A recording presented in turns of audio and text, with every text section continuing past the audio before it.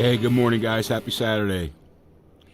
Day before Valentine's Day. Appreciate you guys joining me this morning for another FSEconomy FS 2020 flight simulator video in VR using the HP Reverb G2. Appreciate you guys joining.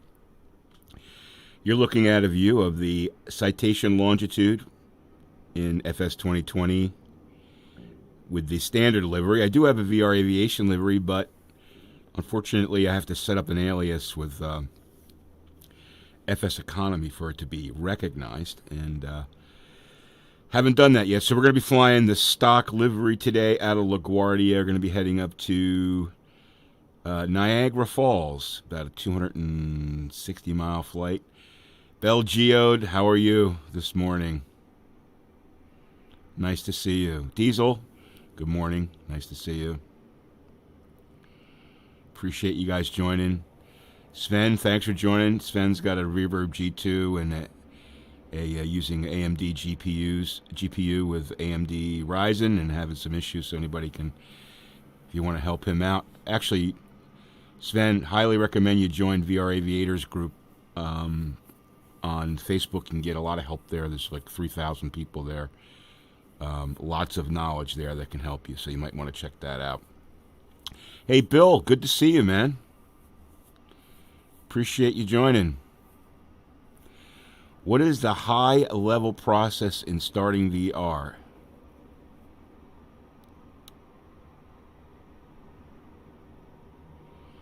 Well, I mean, you can... Sorry, so you mean in Flight Simulator? Skidmark, how you doing? Thanks for joining. Appreciate it. Yeah, so I just have it bound to a key sequence. Just go into... oh,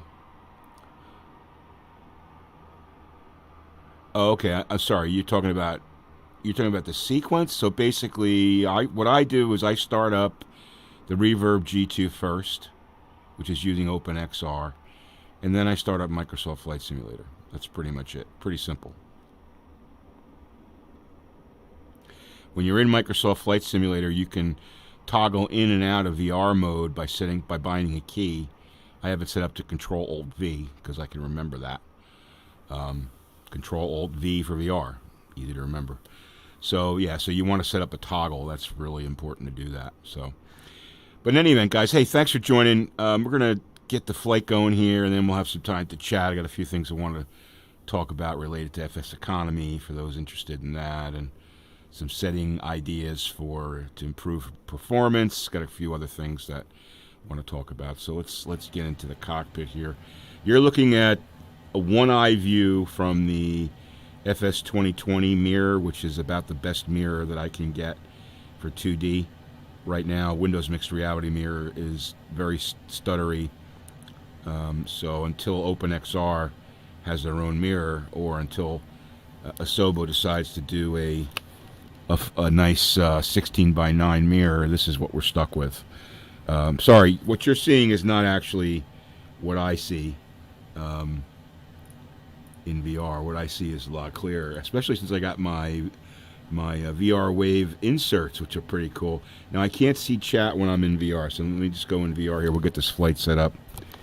Well, first let me show you what we're doing here. Hold on. Give me 1 second here, guys. Get organized. So we are going to be flying from LaGuardia down here, right there, and 268 miles up to Niagara Falls, right between Lake Erie and Lake Ontario. So nice flight. Going to fly at 12,000 feet today. Fairly low for this jet. We've got 8 passengers going out to Niagara Falls, and then 8 coming back. It's about an hour flight, so we may do both legs. We'll see.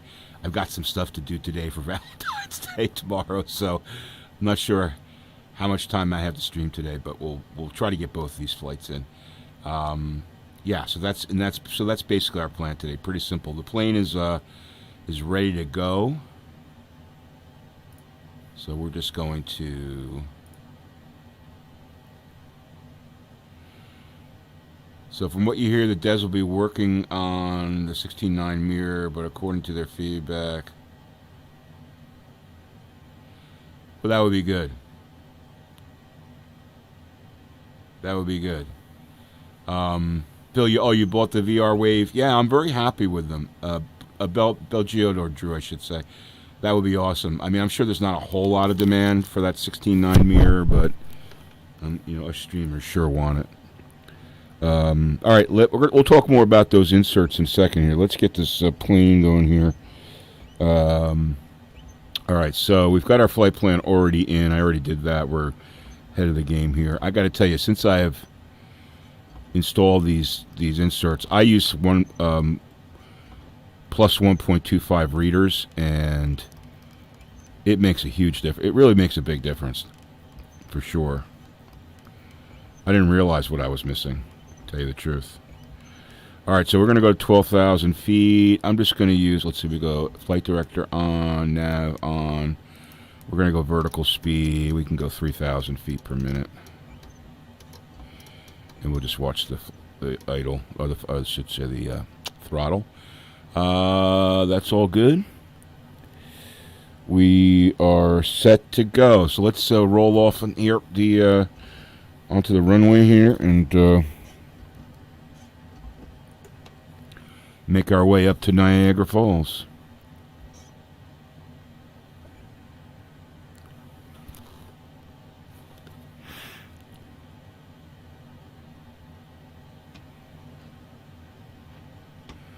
I'm not sure why my throttle's not working. Why? Why isn't the throttle working?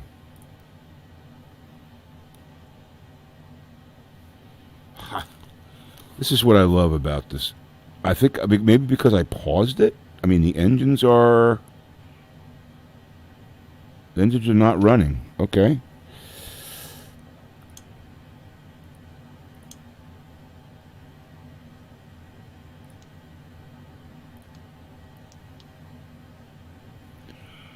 I gotta get the APU on. Alright, the APU is on. Hopefully that'll start up here.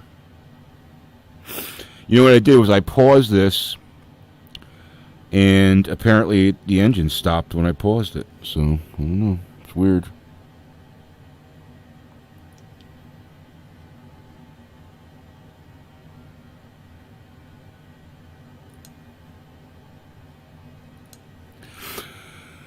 But we should be coming up here.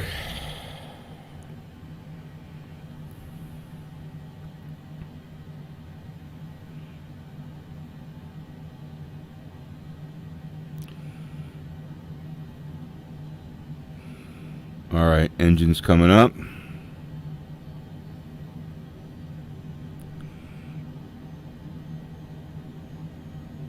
We could turn the APU off.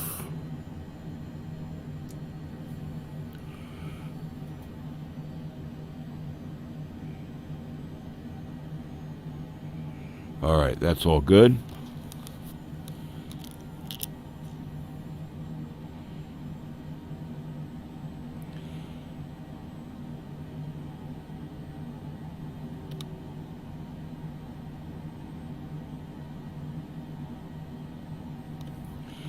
Close one eye and you'll find the buttons faster with your mouse.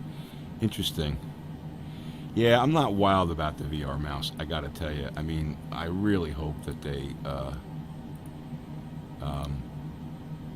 come out with a controller support. I know that they talked about that, but I think it's super important to get that going there, so.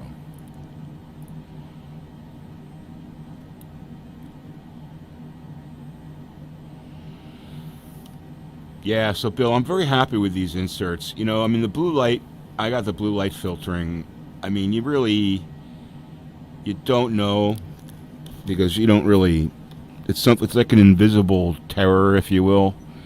All right, so we're good here. Let's get rolling here. Get the brake off. Yep. Now we got some power.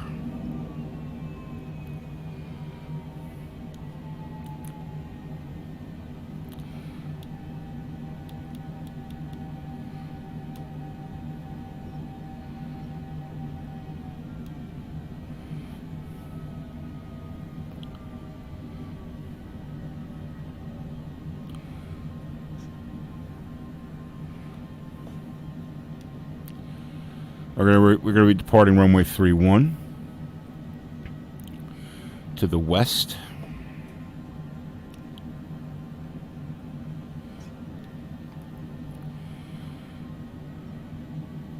Yeah, so FSEconomy recently added the Longitude. I bought one. I think I paid 1.1 million for it in FSEconomy funny money. It's not. I mean, it's not the most economical because you really can't carry a lot of cargo. The Challenger's much better for that. But 8 people, and it is fun to fly in VR. It looks very cool in VR. Let me get my centering here the way I like it, so I can see over the nose. Maybe someday they'll fix the interior.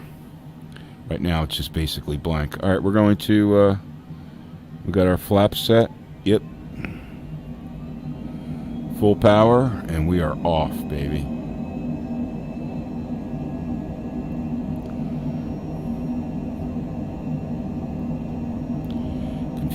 Almost feel myself getting pushed back in the seat.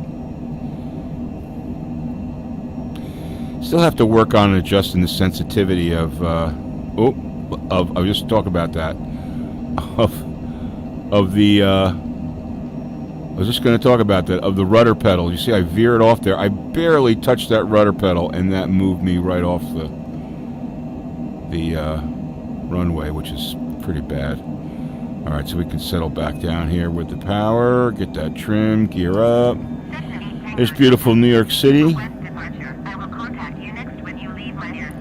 See the Empire State Building? Flaps up. Let's get that autopilot going.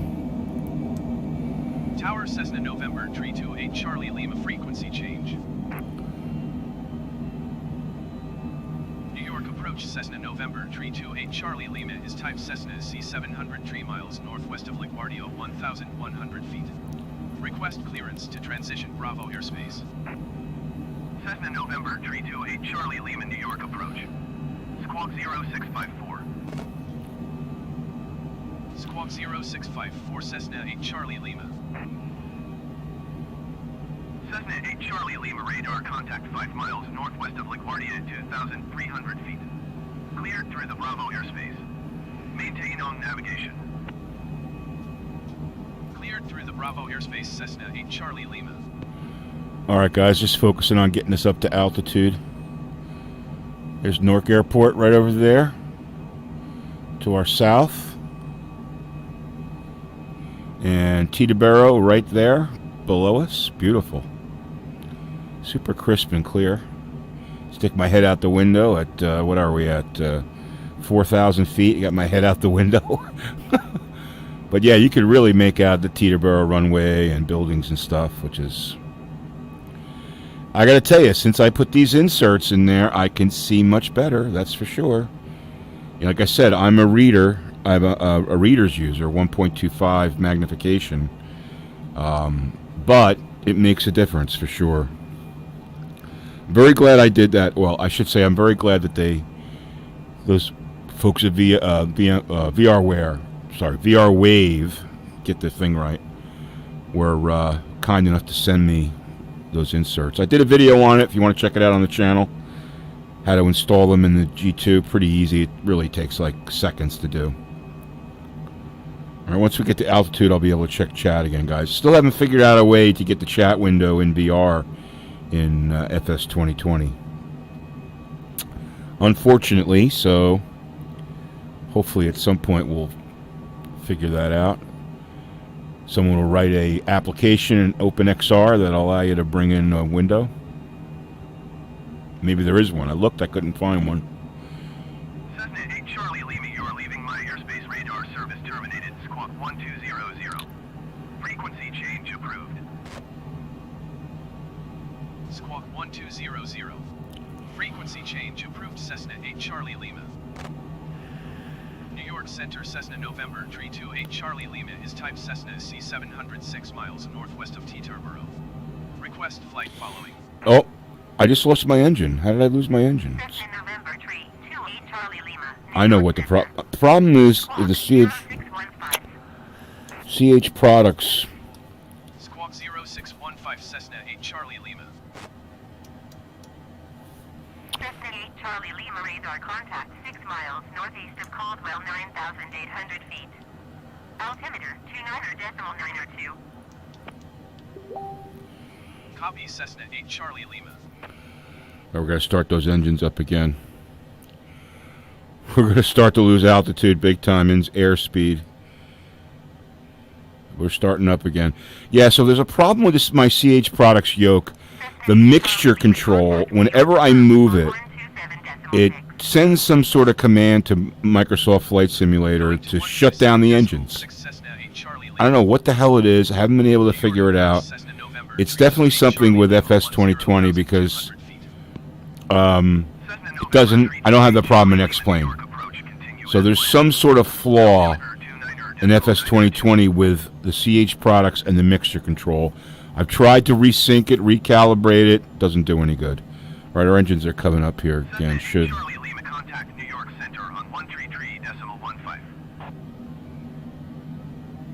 133.15 for Cessna 8 Charlie Lima.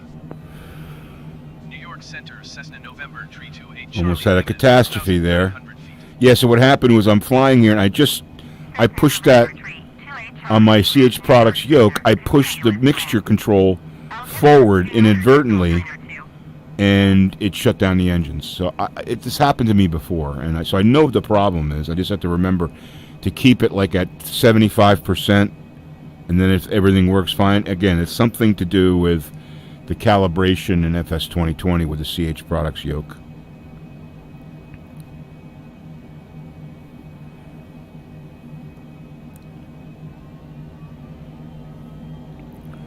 But we almost had a catastrophe there.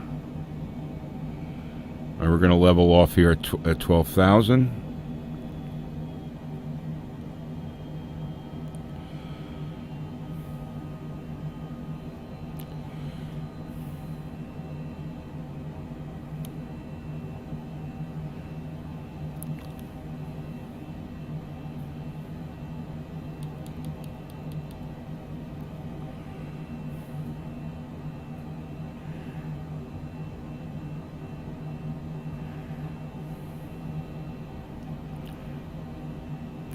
Get our speed at about 320, and we should be good to go.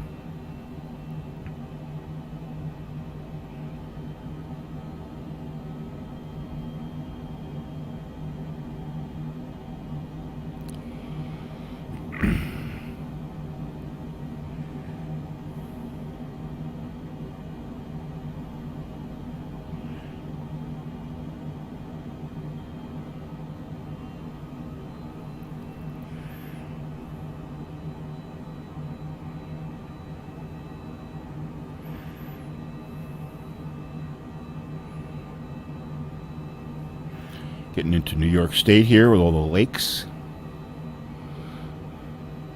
New York State's a big-ass state, man. All right, let's start the throttle back here.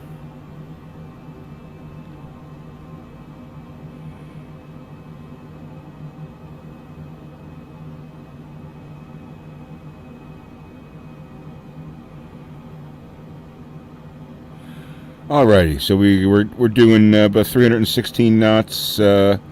Ground speed 364, so cruising along nicely, keeping that fuel burn to 80%. I think we can trust the autopilot at this point as long as I don't touch that mixture control. All right.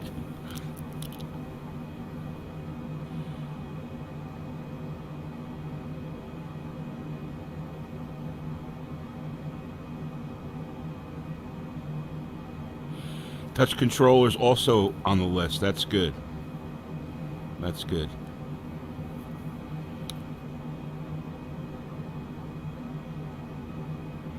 So, Bill, you've got a motion seat? That's pretty cool, man. That's pretty cool. Is it 3 degrees of freedom or 6? All right, Diesel, take care, man. Thanks for joining. Yeah, I know. The problem with upgrading the CH product yoke has so many buttons and controls on it, and I'm so used to it, and I know it so well. And I don't want to spend the money on a $200 yoke right now. I need to focus on getting a new GPU and stuff, and so I'm kind of like grinding it out. I mean, this thing should work. I should be able to calibrate it. You know, it's a standby yoke. You know. Edwin, how you doing? Thanks for joining, man. Appreciate it. Everything but yaw. Yeah, like I said, the CH product yoke has so many controls on it. You know, and I can buy. I know I can buy some external controls and stuff. Charlie, leave at contact New York Center on 132.6.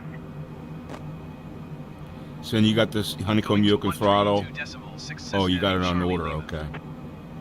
New York Center, Cessna November, Tree 28 Charlie Lima, 12,000 Yeah, feet. I have a stick too. I've got the TCM 1600, whatever, 16,000, which I kind of like actually. But I wanted to buy a throttle for it because when I bought it, I just bought the stick and I didn't buy the throttle. And the matching throttle is like, I can't find it. It's like hard to get. But you know what I have to do is I've got to spend time trying to calibrate the CH products with FS 2020 again. I mean, I had it working at one point. It was working just fine. And for some reason now it's, you know, for the last month or so I've had a problem. Hey, Take 6, how you doing, man? Yes, I'm on and in the air. That's absolutely correct.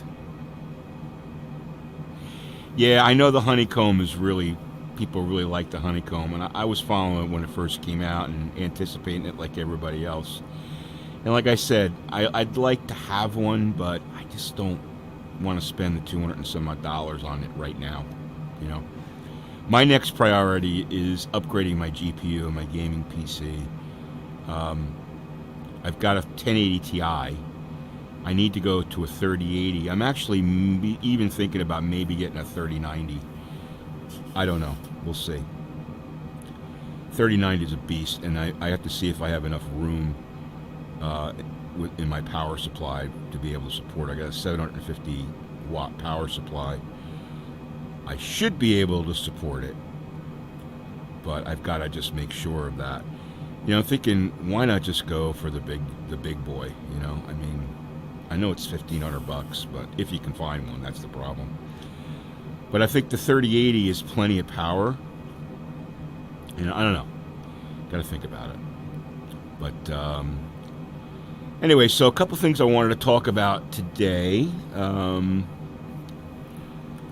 First of all, FSEconomy. Now, they added the Longitude. I bought one. It's a great plane in FS 2020. I really do like it. It's not the best economical plane, but you know, it's still a lot of fun to fly. For those of you who are FSEconomy flyers, you know that they eliminated the distance bonus. Now, that's good for people that are renting planes all the time. They don't have to pay that distance bonus anymore. But it's not great for people who have rental plane businesses on FSEconomy, which I was one of. I have, or I should say had, a rental business with about 12 planes I think I had.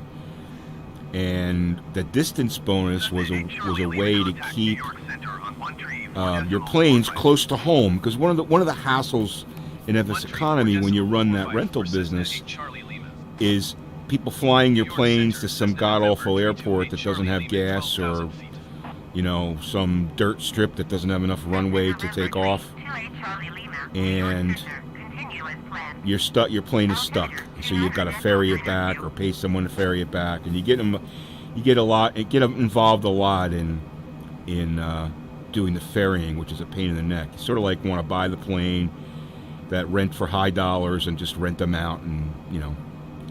It's a nice way to make money, and I was actually making good money in FSEconomy doing that with the TBM planes and at the more popular airports.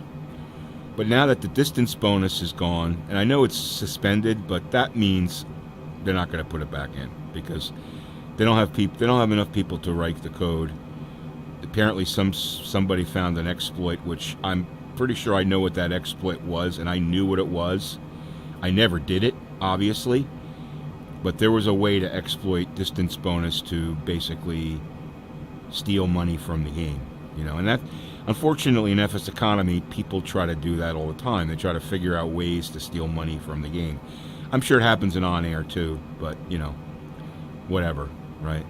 Game trolls, whatever you want to call them. So, but that's basically ruined it now. For instead of, so what the folks did at the board did at FSEconomy was they knee-jerked and took it away from everybody, the distance bonus thing, which was I thought was actually a pretty good feature for people that are renting planes out, you know. So now that it's gone, it's basically it's not worth the hassle of running a rental business. So I basically sold off my planes.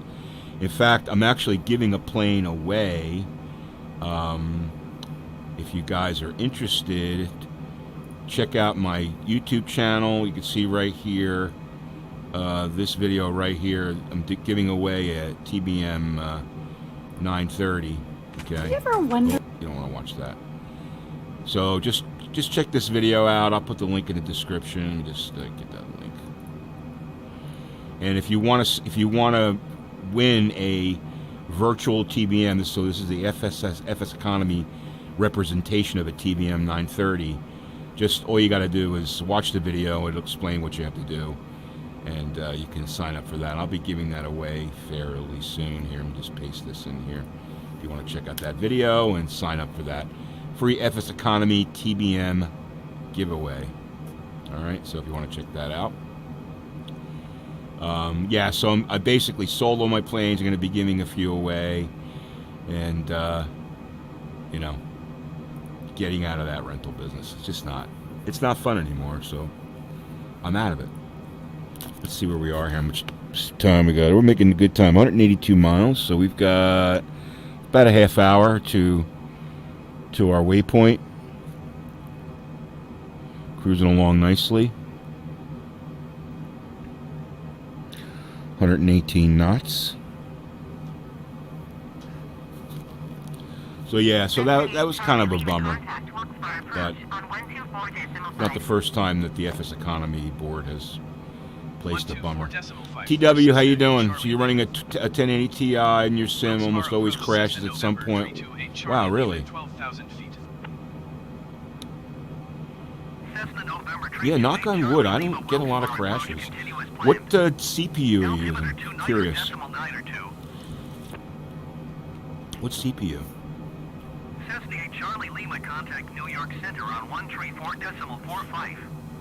Alan, how you doing? Thanks for joining the stream. Hope you guys are doing well. Hey guys, if you can hit the like button, I'd appreciate it on the stream. And if you haven't subscribed to the channel, please do. What I do here is mostly flight simulation, but also wait for these guys to finish talking to each other. Yeah, why do you have crashes? That's weird. I mean, a 2080 Ti should be, you know. I'm not sure. That's weird. The sim crashes or the G2 crashes? And which sim? Is it FS 2020? Curious. So, hey, Clint, how you doing? Thanks for joining. So you bought FS 2020. Yeah, so I'm going to go out on a limb here and say, have you tried to reinstall it? I know that's a major hassle, can be, but try, you know, they say that, you know, I've read that some people have averted performance issues in VR and FS 2020 by simply reinstalling. I don't know. Mainly while using autopilot or turning knobs. Yeah, I mean, I don't know, man. Maybe you gotta reinstall it. You know,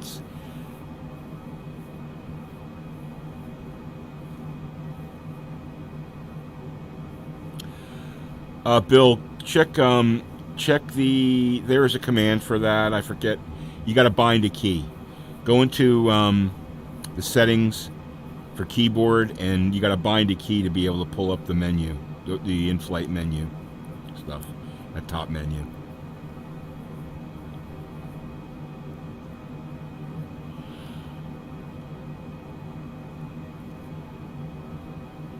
The default is tab. Yeah, I didn't know that, Clint. But yeah, so default is tab. I forget which. I don't do that a lot, so I use it.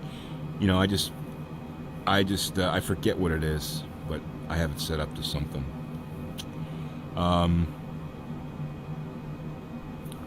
Let's see if tab works for me. I think it's not going to work for me because, yeah, I set it up to a different key. I should probably just set it to tab, and that's easy to remember.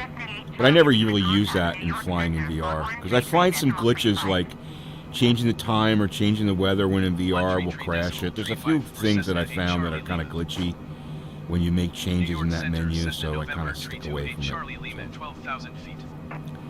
I should say stay away from it. Cessna November 328 Charlie Lima, New York Center. Continue as planned. Altimeter 29.902. All right. So yeah, so unfortunately distance bonus is gone, getting rid of all my planes. Still gonna, my main focus in FSEconomy is running VR Aviation group for the pilots that are interested in that. That's the whole idea. I'm flying for that group right now. So that's really my main interest in it. To be honest with you, FSEconomy,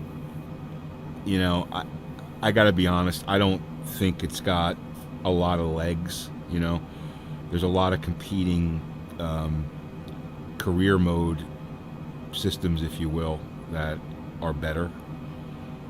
Just the fact that it's so old and it has airports that aren't there or are no longer in existence, and it's not lined up properly with the newer sims because they want to support 10 years worth of simulators. That's fine, whatever. I'm not trying to talk bad about FSEconomy. I just think it's it's a bit archaic, and people know it is, and they don't care. The board knows exactly what it is, and they don't care. But when they have the donation thing every year or every 2 years, I always donate to it because I've gotten a lot of enjoyment out of it, and I think it's a great economy system for people just getting into it because it's very easy to install and easy to use, and it's a lot less complex than on air. But I'm starting to prefer on air more and more, and but like I said, I'm sticking with FSEconomy because got people in the group that are pretty dedicated to it, and I want to keep it up for them, and we got some goals to do. So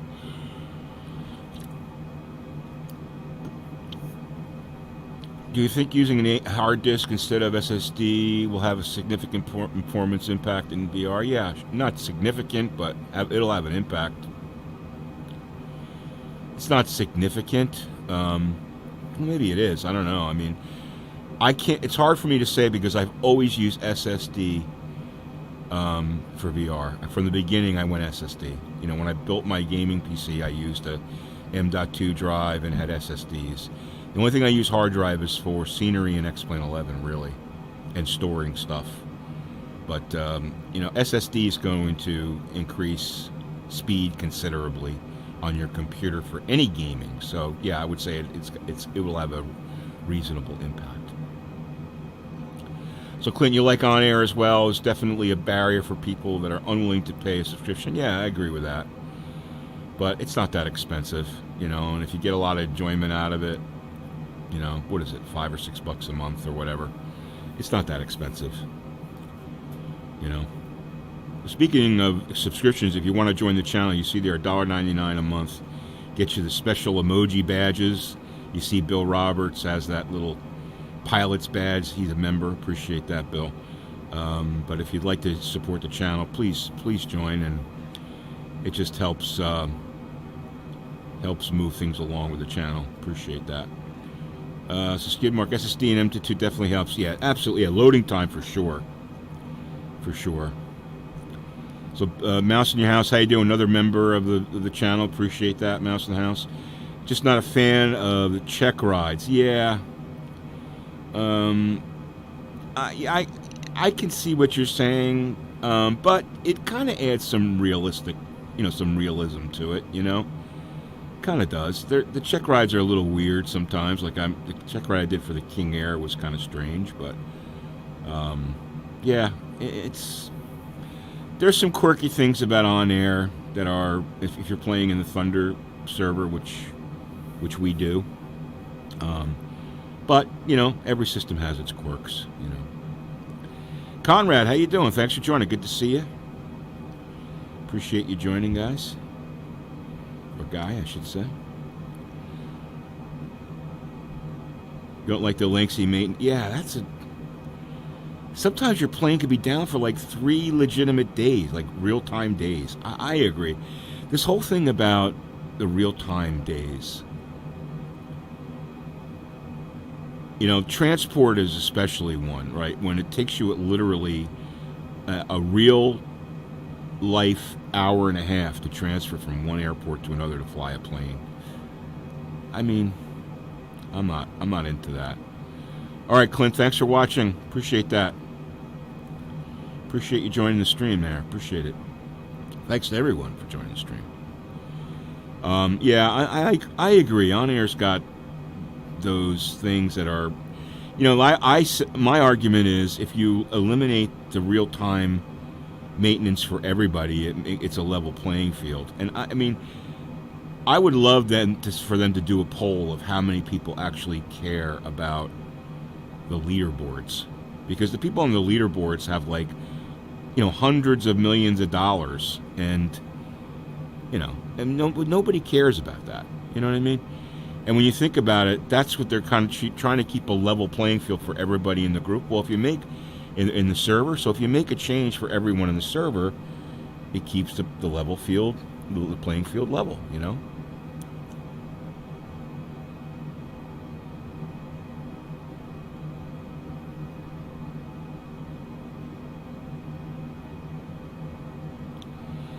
MeWorks is LEN 13 hours game time limited.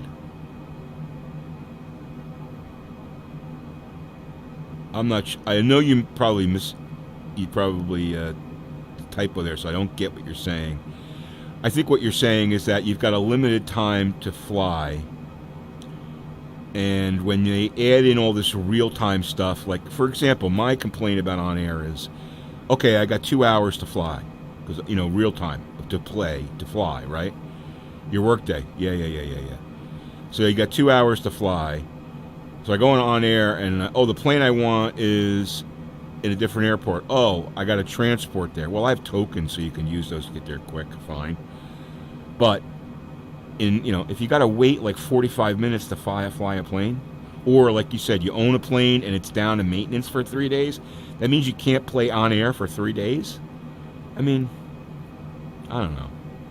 Or it takes 4 days for gas to show up, or it takes 5 days for your FBO to be upgraded.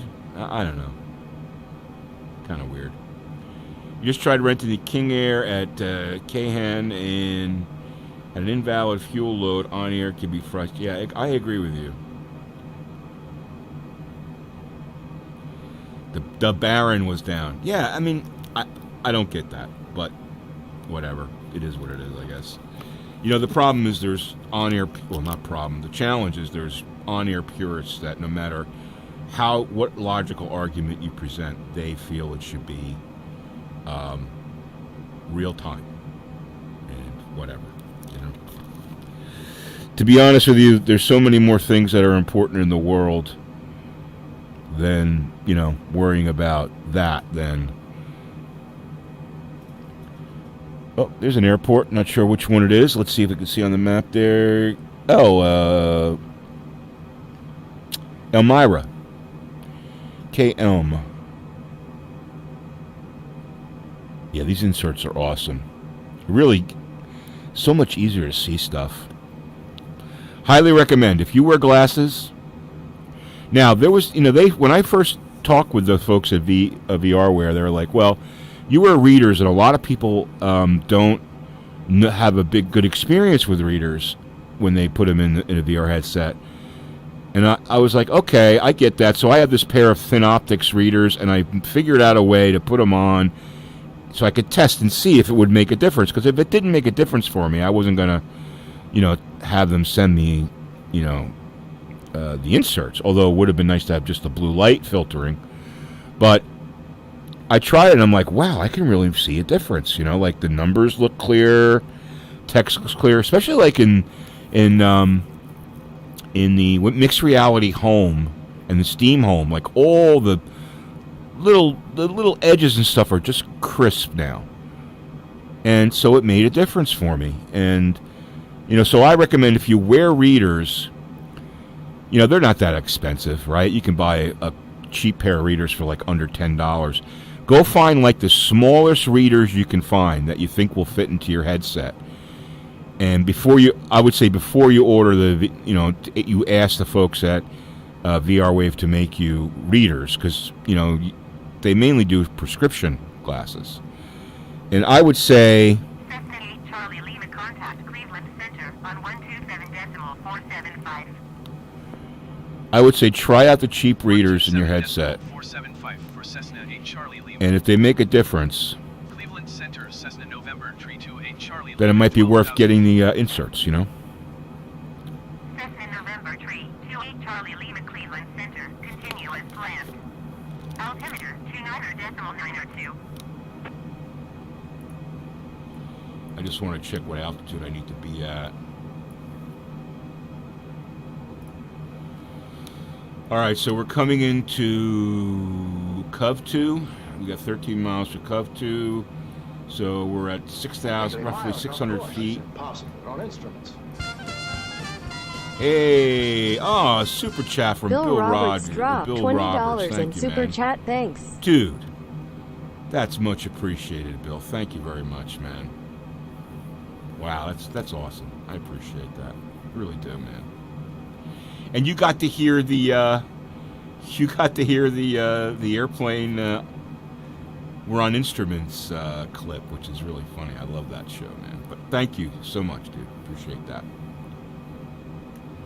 $20 from Bill Roberts, dude. I'll put that towards my GPU fund. Thank you. Wow, I forgot what I was doing here. Okay, so basically, what the hell was I talking about? Oh, the inserts. So what I would say is buy the cheap set of readers, try them out, see if they work for you, and if they do, go for them. All right, we're gonna get down to. We're gonna go down to 4,000 feet, and I recommend getting the blue light. Why not? I did the test on the video, and you can see that they definitely curb the blue light. So we're going to throttle back here because we're going to start our descent into the Niagara Falls area. Altimeter 29.902. Cessna 8 Charlie Lima contact Rochester approach on 123.7. Head down to 4,000 feet slowly. Cessna 8 Charlie Lima. Rochester approach Cessna November 328 Charlie Lima 11,500 feet. Cessna November 328 Charlie Lima Rochester approach continue as planned. Altimeter 29.902. Wow, Bill, I appreciate that, man. That's really nice of you, dude. Thanks.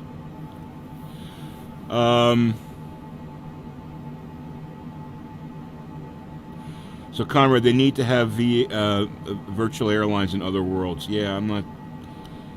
I agree with you, but I think what they're trying to do is they're trying to do it in one because it's probably harder to manage in three. So, they're a small staff. Not making excuses for them because they're making money, but it's probably the reason why they do it. Oh, you have a DJI drone headset, Skidmark. Yeah, that's pretty cool. It makes a big difference. It really does. Having to, I hemmed and hawed about it, and thankfully these guys at VR Wave were willing to send me a set to try out, and it really did make a difference. It really did make a difference. I mean, I'm just telling you, like right now, I can read that small little print that shows the fuel in the tanks, that shows the percentage of the engines. You know, there's really small print, even like the small print on the Garmin unit where you can change what's on the PFD and MFD. I can read that stuff now. I used to have to zoom in to read it, but I could actually just stay right here and read it, which is great. You know? And, you know, I'm not running full... I'm running, like, medium medium graphics in FS 2020 because of the 1080 Ti. So I can only imagine when I get a higher power GPU, when I go to, like, high settings, probably, like, if let's say I've got a 3080, I went to high settings, it would probably be even more intense, you know? So that's all. So I'm very happy with them. So just check that video out. You can see the review, and that's all I'll say about them at this point. But those guys were nice enough to send it. So, all right. So we're descending into the Niagara Falls area, coming down to 8,800 feet.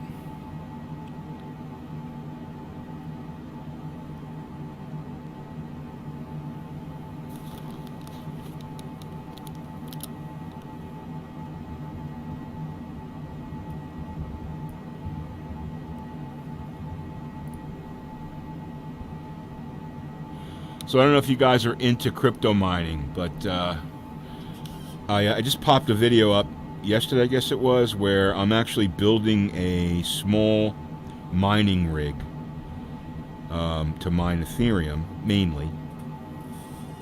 And I've been mining Ethereum and Ravencoin and ZIL, mainly Ethereum, but also Ravencoin and ZIL, ZIL, Zilliqa, really, with my gaming PC with a 1080 Ti, just building up some cryptocurrency. And I started doing this before Ethereum really started to rise. I mean, yesterday Ethereum was at over $1,800.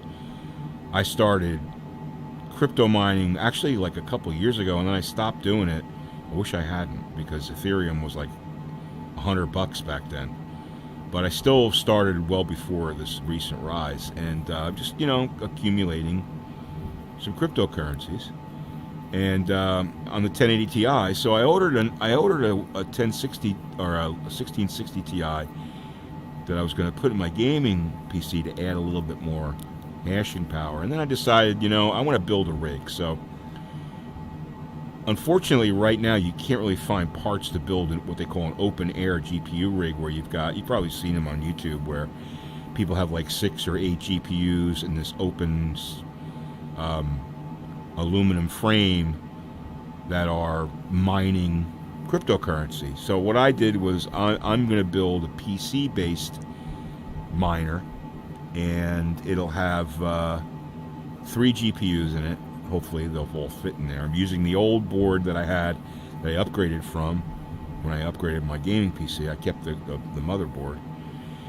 And a Celeron processor, which is all you need for mining. And I bought 2 more 1060 Ti's, EVGA 1060 Ti's. So I'm going to have 3 of them running in there to give me about 90 mega hash, and the power levels will be reasonable. So it should make about $10 a day running 24/7 mining Ethereum. So it should be kind of cool. Never quite got the appeal of the whole crypto thing, but it sounds pretty interesting. Yeah, it's the thing about it is it's probably worth reading about it. I started a couple years ago trying to understand what blockchain was all about, and being in the technology field, trying to understand what blockchain was all about, and then Bitcoin, and then Ethereum, and some of the alternative coins and stuff, and got interested in it, and then started mining with my gaming PC like about a year ago, maybe, off and on, and then but really started like in October, November. I picked it up again and really got interested in it. But when you think of you can basically think of it as a way to transfer assets in a secure and even an anonymous way. Now, there's some people that say, oh, it's, it's a tool for the underworld and all that. But, yes, there's some of that. People transfer. But they're getting better and better at, being able to limit that. And the different cryptocurrencies have different features to them. For example, like Ethereum, it's different in Bitcoin because it's basically what they call a smart contract, and it's much more secure, and it also operates at faster speeds. So the transaction speeds are like, I forget the percentage, but they're a considerable amount faster. So, for example, for people like transferring goods and they want a permanent record of that particular transaction, the blockchain is a way to keep that record. And the way the blockchain works is it basically is validated by a string, an algorithm that has to be solved in order for that blockchain to be verified, if you will. I'm trying to explain it on a high level as best I can. So what happens is when you're mining, when these transactions are happening on the Ethereum network, your GPU is solving these algorithms, okay? And you're part of a distributed network of GPUs all over the world if you're mining in what they call a mining pool, and the mining pool is giving your GPU work to do, and your GPU is solving these equations to validate the blockchain, right? That's basically what you're doing. And what happens is when your GPU gets tapped to do this work, your account gets a reward, and that reward is given to you in Ethereum, the coin that is used to pay people or GPUs that are doing this work. Now, there's this whole thing about Ethereum. Right now, it's proof of work, which means the blockchains are resolved by GPUs solving these equations. It's going to move to what they call proof of stake, which means, well, that's the proposal, and no one really knows exactly when that's going to happen. But that would mean that at some point in time, you're not going to be able to mine for Ethereum anymore, because it won't be the blockchain won't be resolved by mining, by proof of work. It'll be resolved by proof of stake. So there's all these things you need to understand about it. But there's other coins you can mine when that happens to Ethereum. So in any event, it's a fascinating world, and when you really start to dig into it, you can see how these cryptocurrencies could potentially replace, the fiat currencies that we see today, like the dollar and the euro and the British pound, right, and the Japanese yen, because it's people are, especially like with Bitcoin, you see Bitcoin going up like, what is it today? Yesterday was like $47,000 a coin, right?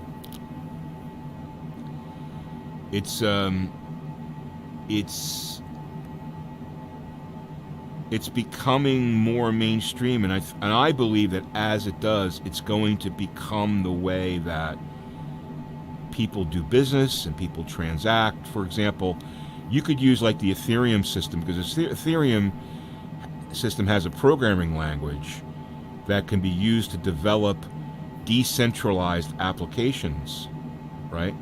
So, for example, Facebook is a centralized application because Facebook owns the servers that you go to.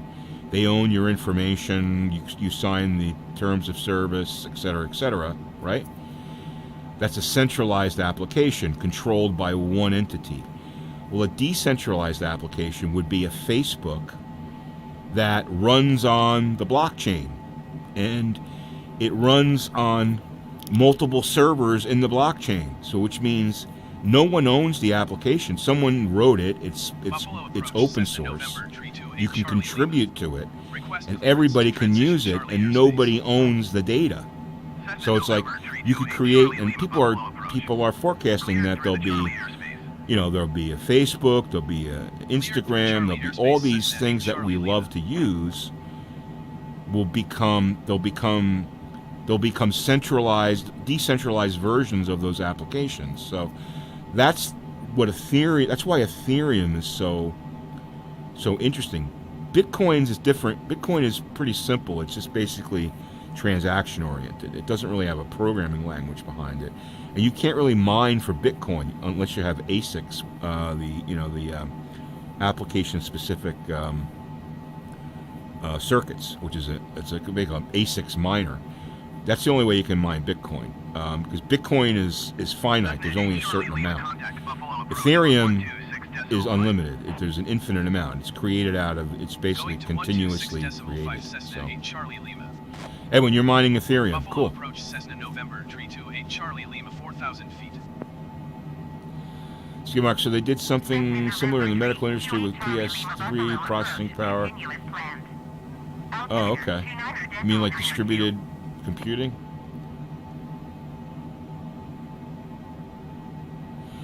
Dude, if you got Bitcoin, it's $47,000 a coin.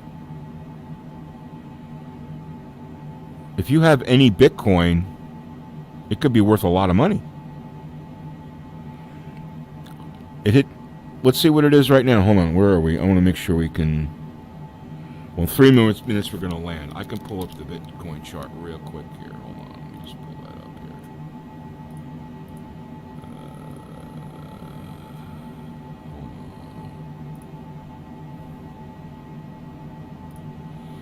here. Bitcoin's $47,000 a coin. Okay, Ethereum's $18,600. I also mine Raven coin, which is 5 cents a coin, and ZIL, which is now 15. I started mining ZIL when it was like 2 cents a coin. Now it's 15 cents a coin. So this has gone up considerably. ZIL is really starting to become popular. But yeah, I still mine ZIL.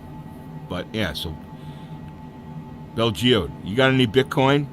If you got one Bitcoin, you got $47,000 in your pocket, dude. So I would highly recommend checking it out to see if you have any. Is it difficult to cash out? No. You need to be part of an exchange. You need to be on an exchange. Well, so there's a lot different things. So like Coinbase is a well-known exchange that people you can buy and sell and exchange cryptocurrencies. Why am I tilting? Niagara Tower Cessna November 328 Charlie Lima is 11 miles southeast with Oscar to land.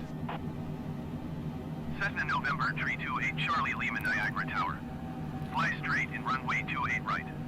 Altimeter 29.9 to wind 281 at tree. Fly straight in runway 28 right. Cessna So the plane Charlie. does this at times.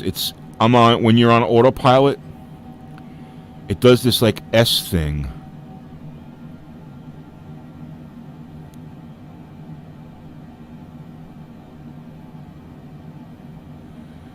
All right, so I just want to make sure I'm.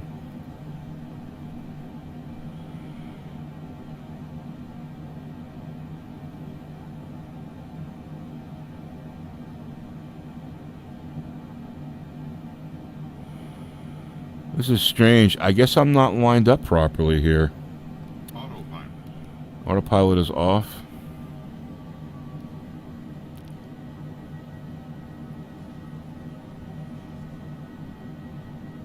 Cessna 8 Charlie Lima cleared to land runway 28 right. Wind 281 at tree.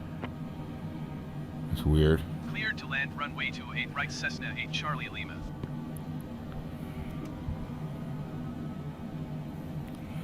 Why wasn't I lined up properly for that runway?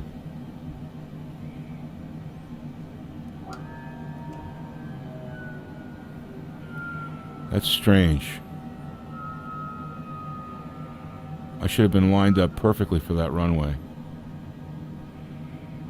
I mean, unless that's not my airport. That certainly looks like my airport right there. It is my airport. All right, let's focus on here. Full flaps. We're gonna make a left turn into this runway here.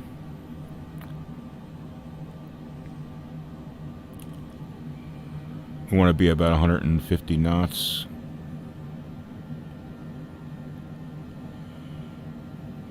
Sorry, I interrupted my discussion about crypto. Yeah, for some reason I wasn't lined up to this runway. It's weird.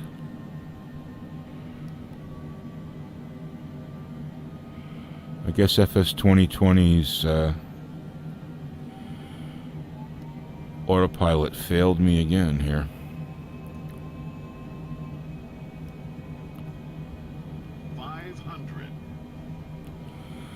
No harm.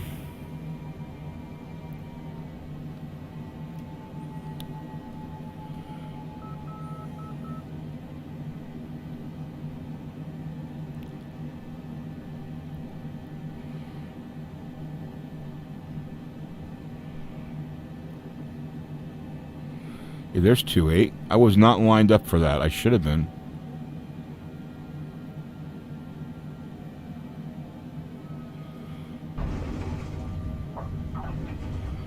All right. We are home.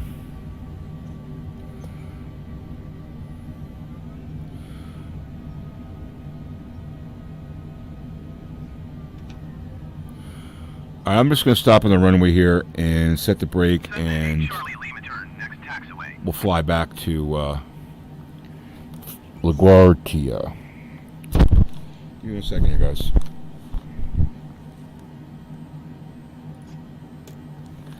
All right, brake. That should end FSEconomy. Let me just go to this. Oops.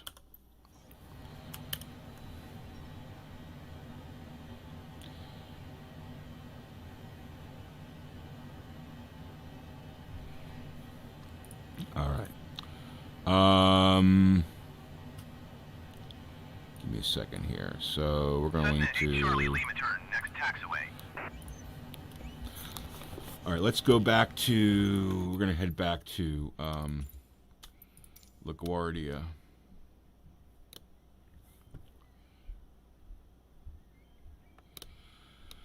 Yeah, 1 ETH is 1817. So, Skidmark, you asked about cashing out your Ether. So, it's not that difficult. It's KIAG. So, you sign up for Coinbase. You can transfer ETH from one place to the other using your wallet that you establish on Coinbase. Really need to do, you need to read about it and learn how to do it. It's not that difficult. There are software wallets like Coinbase, or I should say exchanges, and a lot of people recommend that you have a hardware wallet. I have a Ledger Nano X, which is a hardware wallet. I want to go Palmer, add this guy.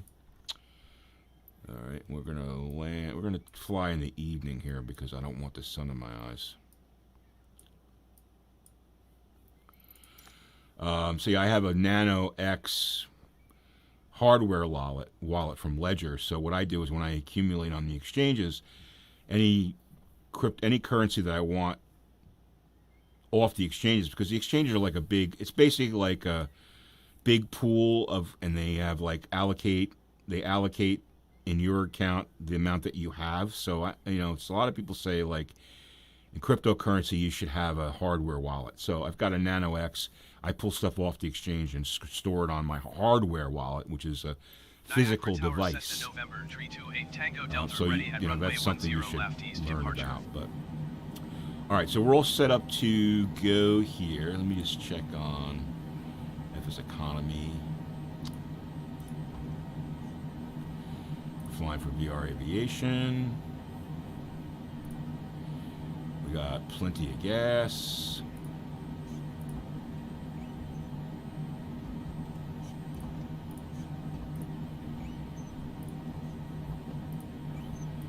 I'm still learning a lot about it. Okay. I don't know everything about it. I watch. There's some really good people on. YouTube that I follow. Son of Tech and Red Panda Mining are two that I recommend. That help. helped me understand a lot about it. And there's a learning curve. I recommend that you become familiar with it before you dive in. It's probably smart to do. I'm starting to put up more content on my channel, so if you want to learn about it, you can look for videos on that. Flight director, nav, vertical speed, we'll go with 3,000. Hopefully our engines won't shut off this time. Okay, we're all good to go there. Good to break off.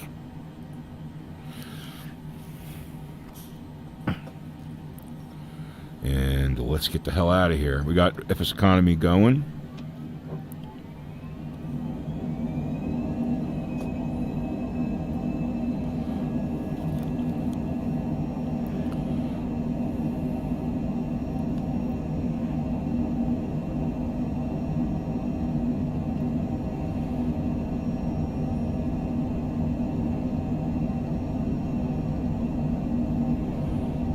Coming up to 140 and rotate. Come on up. Come on up.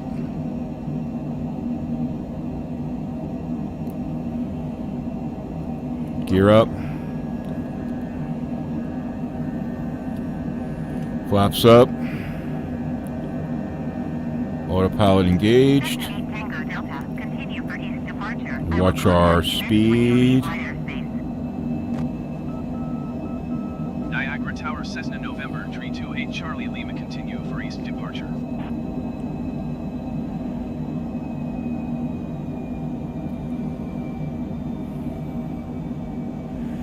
I love flying this plane. I gotta tell you, it looks this simulator looks so good. It really, and it's just because they did such a great job with the difference. You know, the difference. You know, it's like. That's the thing about X-Plane, you know, if you're not using... Oh, we're really overspeeding here.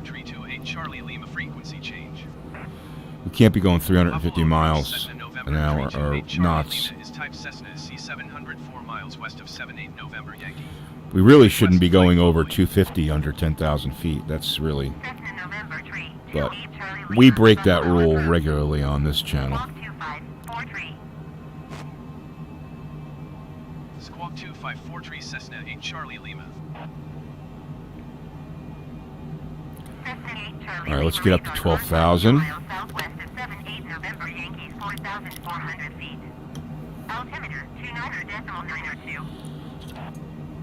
Well, yeah, you can actually buy Bitcoin, Ethereum with PayPal. I actually have some of it I bought on PayPal, and the fees are reasonable.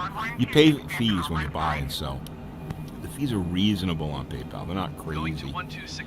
But, you know, I own some there, but the problem with PayPal is you can't transfer it anywhere. It's got to stay on PayPal, which kind of sucks. But when you buy on an exchange like Coinbase or El Toro is another one. You see that advertised a lot. El Toro. eToro. That's another exchange where you can buy Bitcoin and others. Not all exchanges have all the coins either. So, like, for example, Zilliqa, which is one that I mine, Zilliqa is not available on Coinbase. It's available on Atomic Wallet. So I've got an Atomic Wallet, and I've got a Coinbase account, and I've got the Ledger account. So you sort of have to manage these things. But anyway, it's an interesting world. You know, my feeling is that I wanted to be involved or get involved and understand it because I think as, you know, time goes by here, it's going to become more and more prevalent. As you can see, institutions, major institutions are now trading Bitcoin. It's part of the Chicago Mercantile Exchange, so you can buy futures.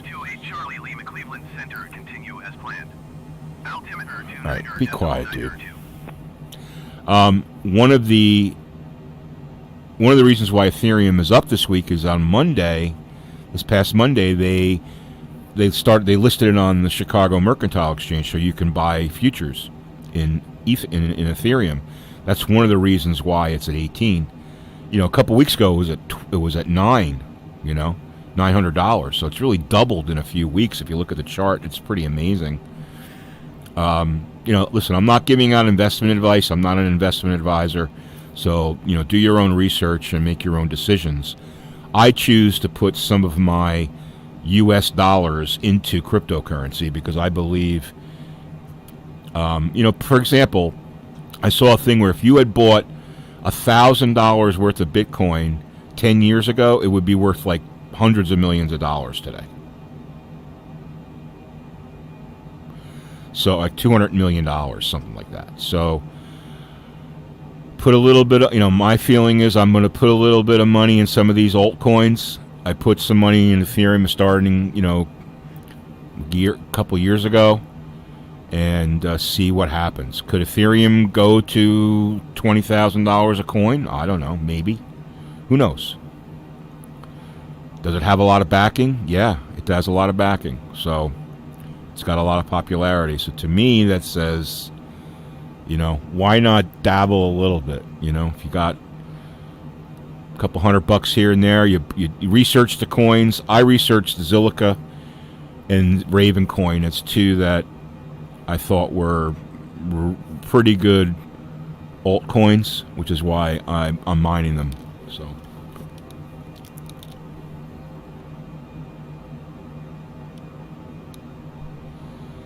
If it weren't for VR, do you think you would have gotten back into flight sims? No. Nope. VR is the reason why. I think I went over this last week. I talked about I think you actually asked me, Conrad, how I got involved, my history with flight sims. No, absolutely not. I mean, I was out of flight simming, and I'm overspeeding here, for years, and VR, when I heard about Fly Inside, and, sorry, the first one was Aerofly FS2. When I heard about Aerofly FS2 having a VR capability, I was like, wow, that's pretty cool. And I think, trying to think back now, the reason why I bought that original VR headset, I was just intrigued by it, and I wanted to see what stuff looked like in VR. But when I bought the Oculus, it was specifically because I wanted to see, DCS had VR, and Aerofly had VR, and I wanted to see what flight simming was like in VR, because I always thought about how cool it would be to fly a simulator in 3D. And when I saw it, I was like, holy crap, this is amazing.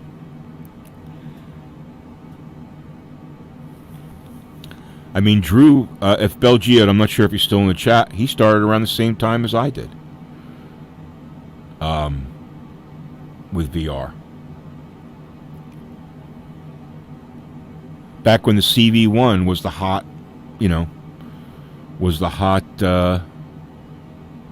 headset. He actually upgraded to a Rift S, which I never did. I stayed with the CV1 until I got the G2, which I'm really glad I got the G2. But long answer to your question, no, I would probably not have gotten back into flight simming if it wasn't for VR.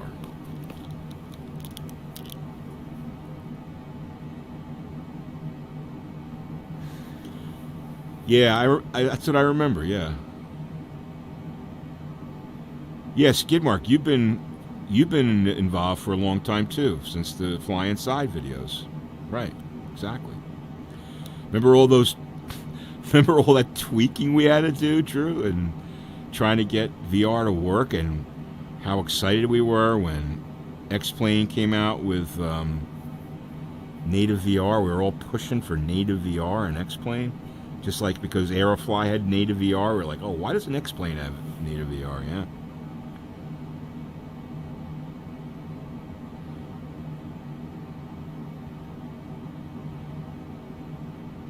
Yeah, that's right. We talked a lot about it on streams, Yep. Yep.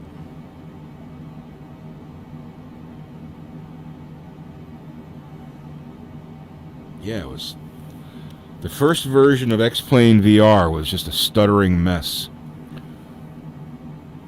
I remember doing the alpha testing with Chris Sirio, I think his name is, from Laminar.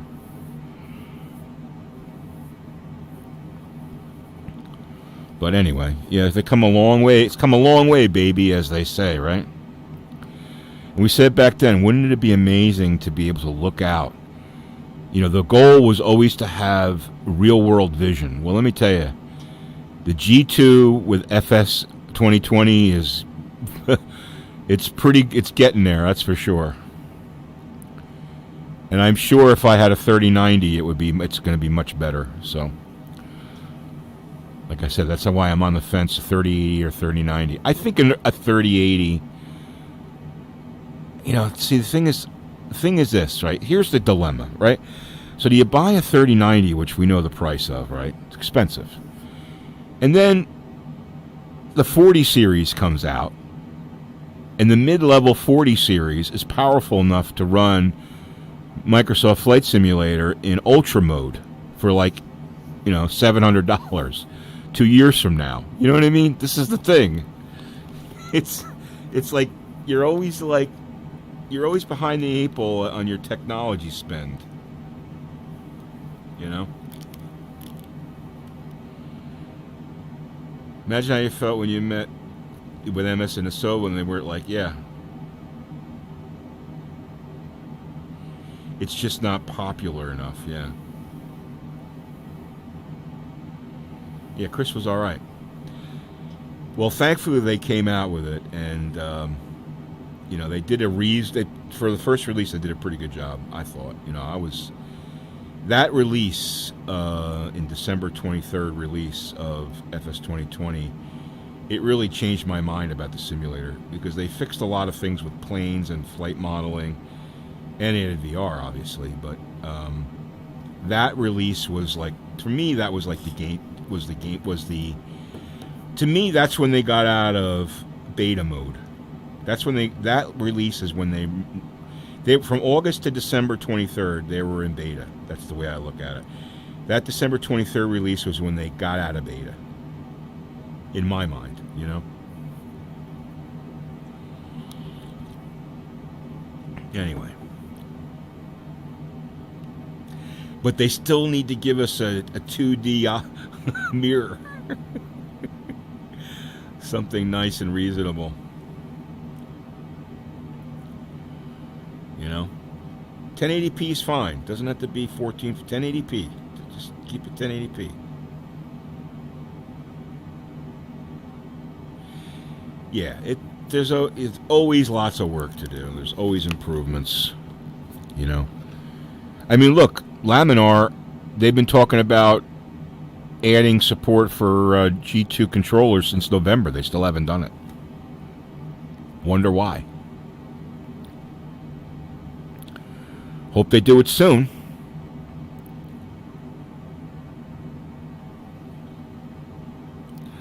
All right, we're going 265 here. That's not fast enough.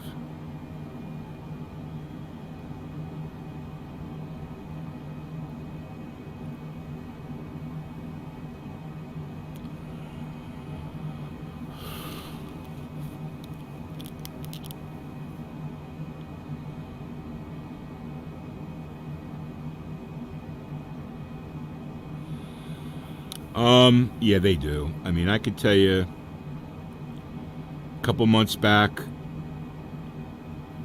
I got an email. I was in an email exchange with someone very high up at Laminar. Very, very high up. And he basically said that we're going to be, well, he's a marketing guy, but, you know, he's a salesman. He basically said that, and you probably know who I'm talking about, that we're going to be amazed what X-Plane, the next version of X-Plane is going to be like. So that's a lot. That's a big, wide open statement. But I think, you know, if my judgment tells me that they're probably going to go with something like Google Earth, something like that. They're probably figuring out this cloud-based scenery architecture that Asobo's come up with here, and you know, based on Bing.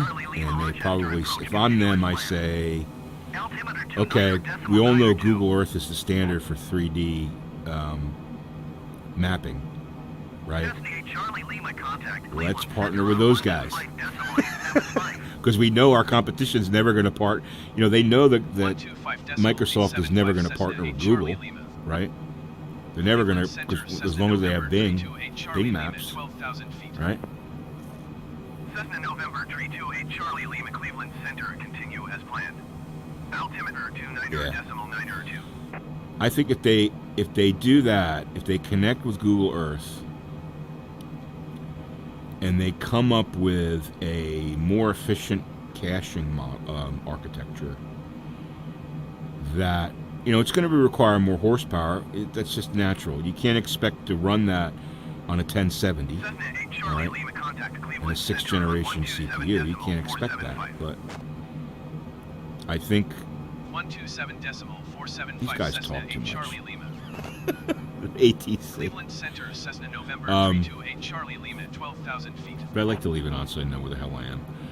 Cessna November 328 Charlie Lima Cleveland Center. Continue as planned.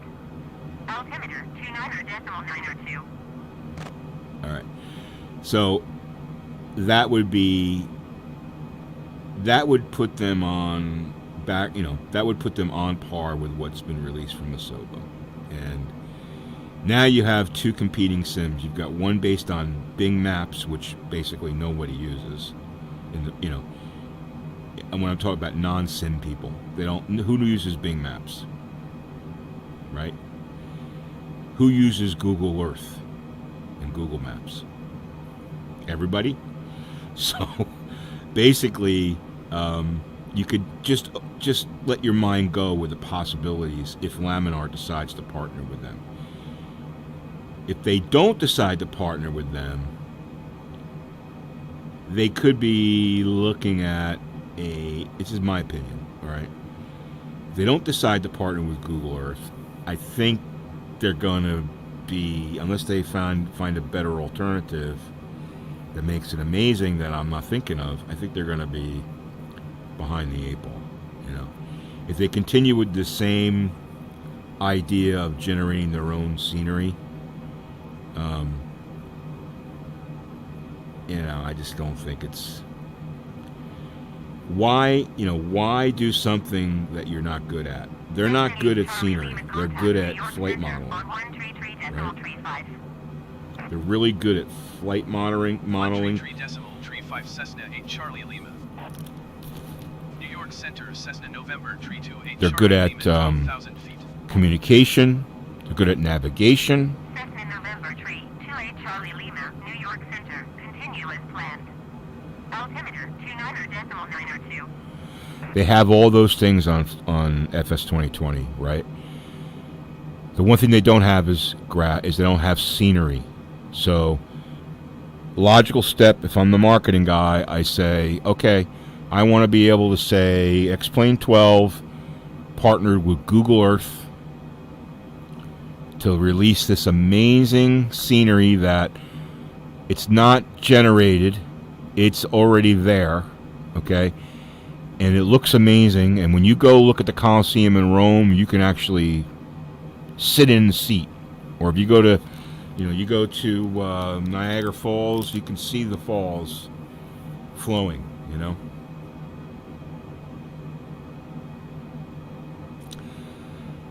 Yeah, I think Orbix has a space in, because you always have two forms of scenery. You've got generated and you've got created, right? So the generated is, it's a huge Earth, and you can't have Orbix for everything, obviously. So I think Orbix would still have a place with with X-Plane 12, right? For doing custom scenery of airports and stuff like that. But I really hope that they partner with someone like Google Earth, because I think that'll really keep them on the solid path, if you will. All right, so we got 25 minutes to our destination. Then I got to go out and do some Valentine's Day shopping.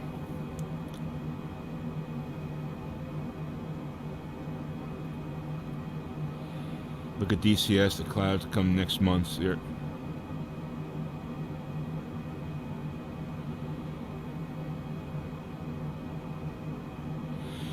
Yeah, DCS, I guess, yeah. DCS is such a channeled market. It's such a niche thing, you know?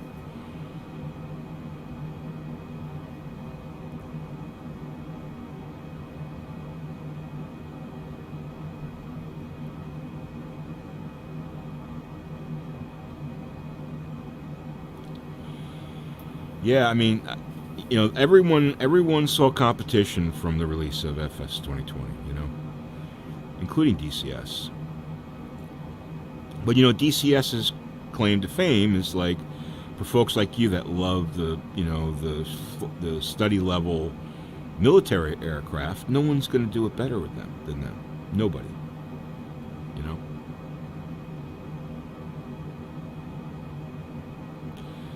Competition will do that, Drew, right? Competition lights the fire, that's for sure.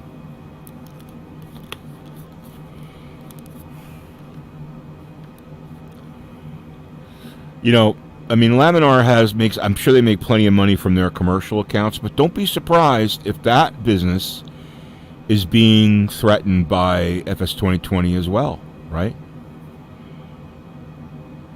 You know, imagine like a super server running FS 2020 in VR or in a simulator, a 6 degree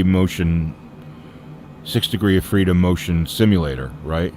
Like for an airline company like Cirrus. You know, let's say Cirrus has their simulators for the SR-22 and for the Vision Jet. You know, let's say that they decide to partner with Asobo to use their software. Well, that's a competition, right? That's a big contract for a simulator company, software company. Microsoft, or I should say, Laminar goes after Google Earth, and now they can go market that to the commercial people. It's a big product, you know. Yeah, $80 a plane, yeah.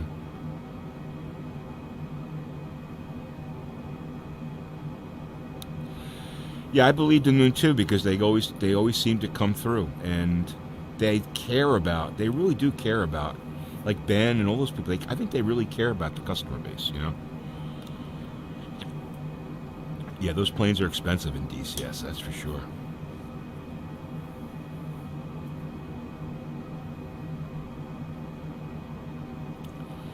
So anyway, yeah. So listen, it's good. Hey, all in all, it's great for us. You know, people that are involved or interested in flight simulation, right? Because the software just keeps getting better and better because these companies are pushing each other. Let me get my panel lights on here.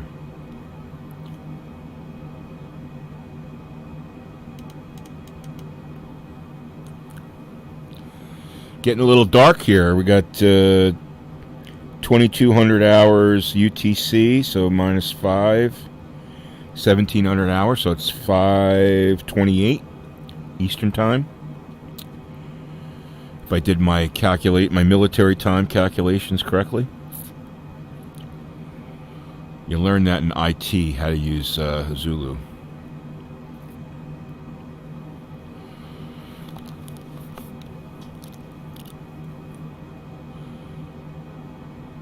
Oh, Bill, you're upgrading to a 3070.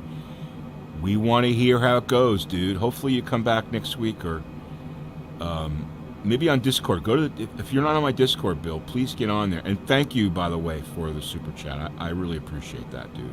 And your continued support. It's much appreciated. Don't think for a second that I don't. I do really appreciate it. But yeah, let me know how your upgrade goes. What are you upgrading from?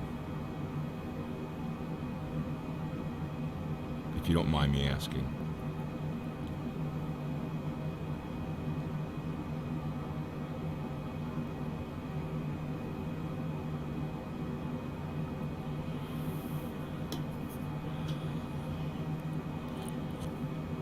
Maybe he already left.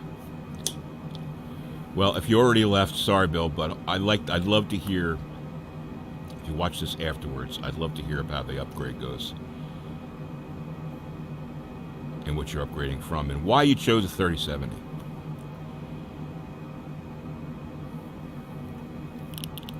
we're all like, oh, it's 3070, 3080, 3090. Now they're talking about a 3080 Ti. Now I read this past week 3080 Ti is going to come out, but it's not going to have 20 gigabytes of VRAM. It's going to have 12 gigabytes of VRAM. What does the 3080 have? 10? So you're going to add an extra 2? And probably more CUDA cores. Probably a little bit more power. How much is the T? How much is it going to be? $1,000? And then, are you going to be able to get one? That's the big question. Are you going to be able to get one? This is the problem with only having 2 companies that make graphics cards. There needs to be another company that makes a graphic card. But the problem is that NVIDIA is so far, and AMD, they're so far ahead of the curve with respect to research and development that the barrier to entry, unless someone reverse engineers their product, the barrier to entry in that business is really, really high. But maybe what NVIDIA needs to do is they need to partner with another technology company so they can upscale their production. But part of the problem is that, here's the thing, if the cryptocurrency market starts to go down and goes bearish again, because now we're in a bull market, if it starts to go into a bear market, well, then we're going to see, like, the eBay is going to be flooded with 3060 Ti's, right? Because right now everyone is trying to get 3060 Ti's because they give you 80 mega hash per second at, is it 80? I think it's like 80 mega hash per second at like under 100 watts of power. It's like 90 or 80 or 90. I forget the number, but maybe it's 120 watts of power, 80 mega hash. That's considerable, and that's why everybody wants it. It's like the most efficient mining card there is right now for Ethereum. So they're super hard to get.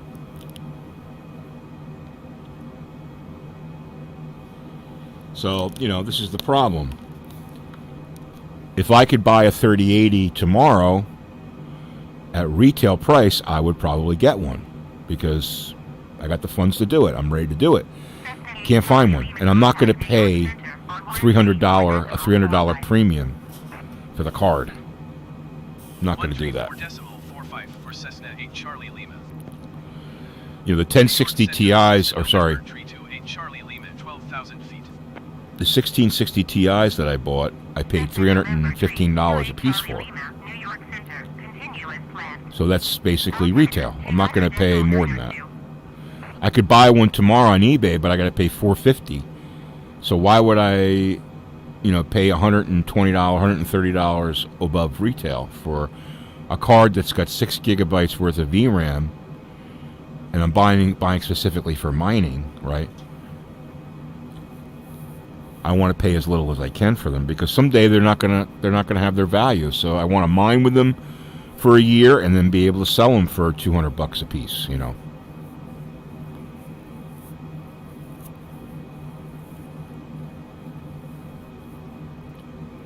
Anyway, I guess what I was saying is we have this problem now. See how we're doing this sway thing? This is what the Longitude does when you're in autopilot. It just does this sway thing where it goes back and forth like in a slow S. I just took my... See how now we're going to go to the left here? They have to fix that. So anyway, got a nice sunset in front of us there. It looks pretty. Looks pretty.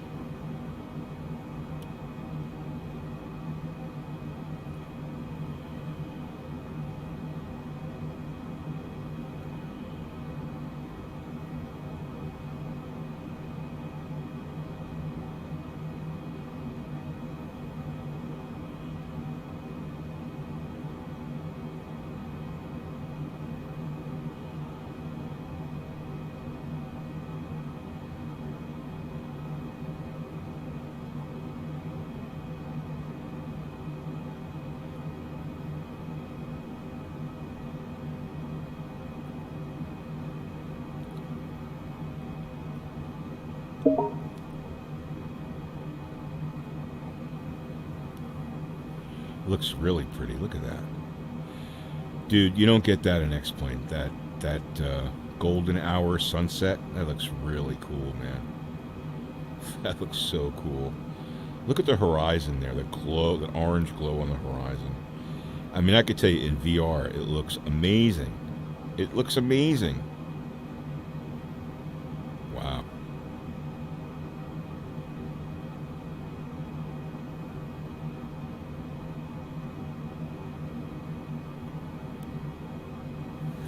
Let's check out the outside here.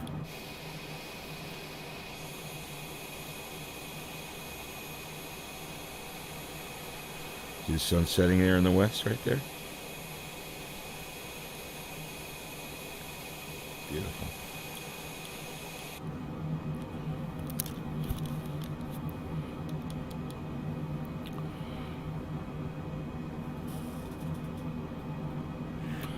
Wonder what those red lights are there. Oh, those must be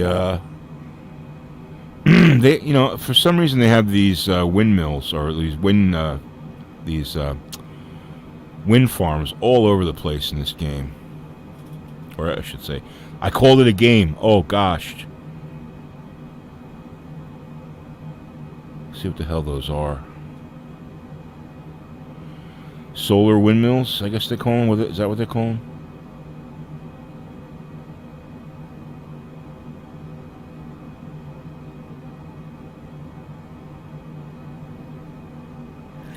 Or is that just a power line? Looks like just a power line. With very big red dots on them.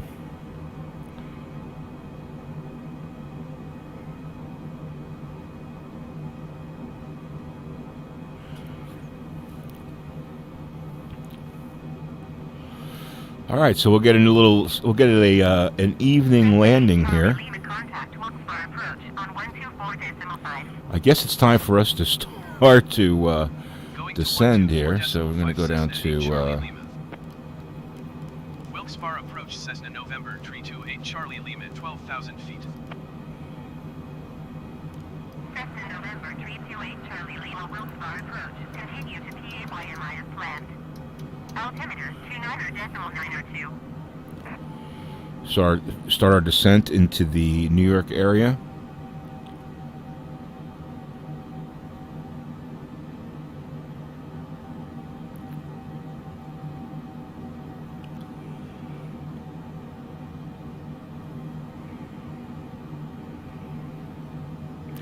Now, one of the drawbacks of the G2, and I've talked about this before on stream, is when you fly at night with the G2 is not the best thing. Like when I'm looking down right now at where my feet would be in this plane, there's like this gray haze over it. So the LCD panels, they don't do grays very well. So as it gets darker and darker, you sort of like get this like gray fog that limits your view. The CV1 was, OLED panel, so it was much better with that, creating the shades of gray. This is I haven't found a way around that. I don't think there is a way around it. I haven't really researched it, but that's an issue with the G2. So if you're into night flying, at least by if I go out here now, because in here I've got the tinting of the windows. So if I go outside the window here, and it's a little bit easier to see now. Okay, you can see the beautiful pinkish hue on the horizon there, or I should say the cloud level. That looks like Lake Wallenpaupack. Very much like Lake Wallenpaupack. That is Lake Wallenpaupack. I know exactly where that is. Yep, that's Lake Wallenpaupack. Because there's PA-49, which is small little airport up there.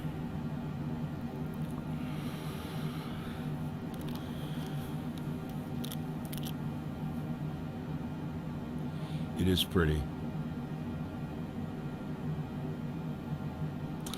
Yeah, I didn't know Pennsylvania had those. I didn't know that PA had a lot of the wind energy, or the windmills for wind energy. I read an article about the ROI on those. Apparently, because of the maintenance and the cost of parts, they actually it doesn't make sense. The ROI on generating electricity is terrible with those things, apparently.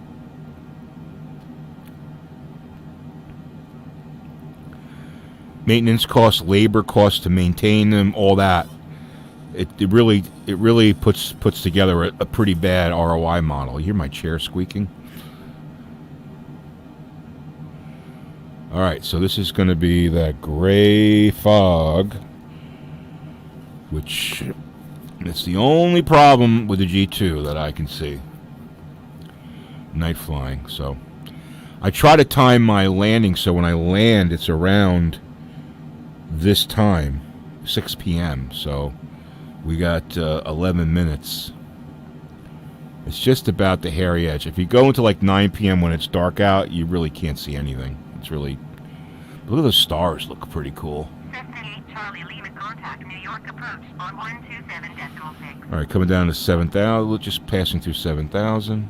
127.6 for Cessna 8 Charlie We got 53 miles. I can probably New speed York this up a approach, little Cessna bit. November 328 Charlie Lima 6,800 feet. Cessna November 328 Charlie Lima New York approach. Continue to pay me as planned. Altimeter 29.902.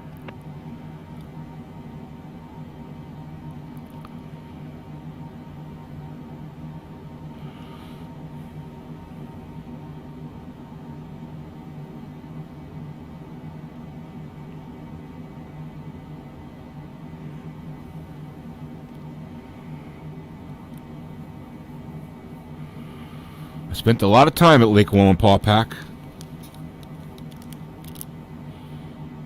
Hey, Sar, how you doing? Thanks for joining.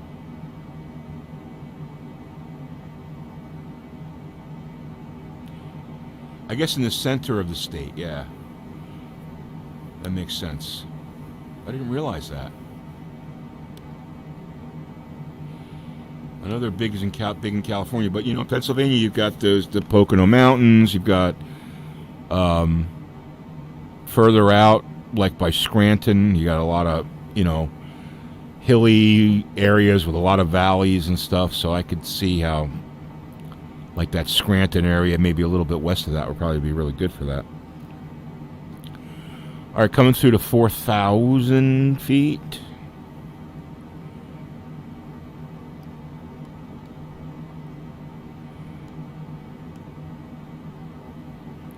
Let's bring it down to 3,500.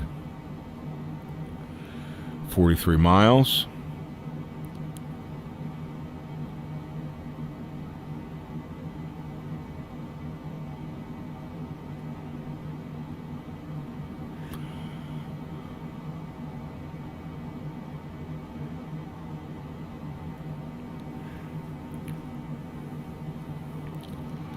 My next house is going to have solar for sure.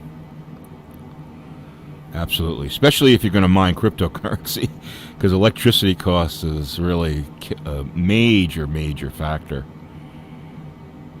And I'd like to have 200 amp solar power service.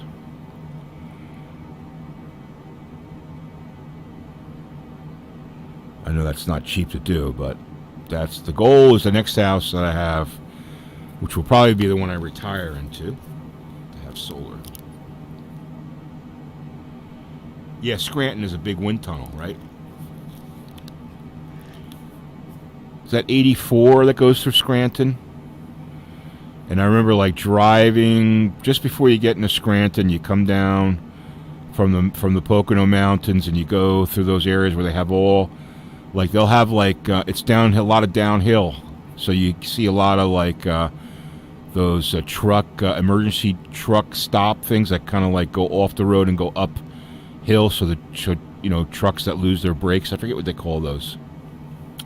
You see them all along there. So yeah, it's like a big wind tunnel. All right, so we got 33 miles. We got 6 minutes. We're at 35 thou. We're flying at 309. And moving along nicely here.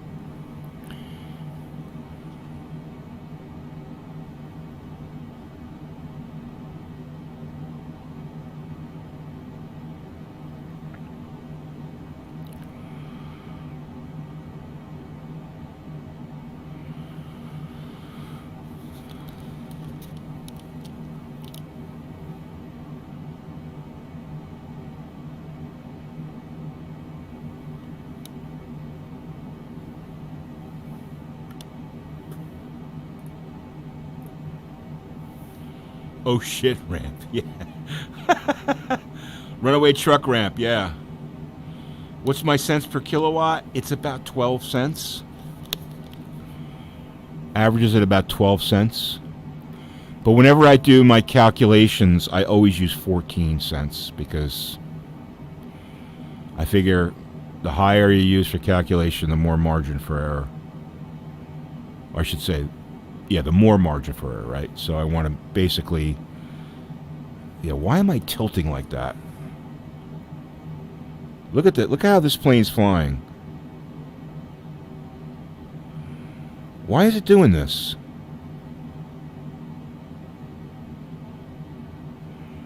Autopilot is on. FMS is on. Nav is on. Why am I flying like this? It's so weird. This is what I don't like about this simulator. I didn't do anything here. And I'm flying. All the customers, their drinks are spilling over to the left here.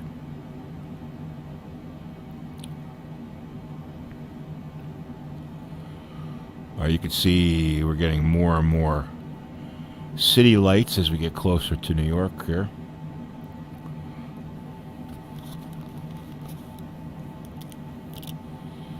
Yeah, it's exactly what they're called.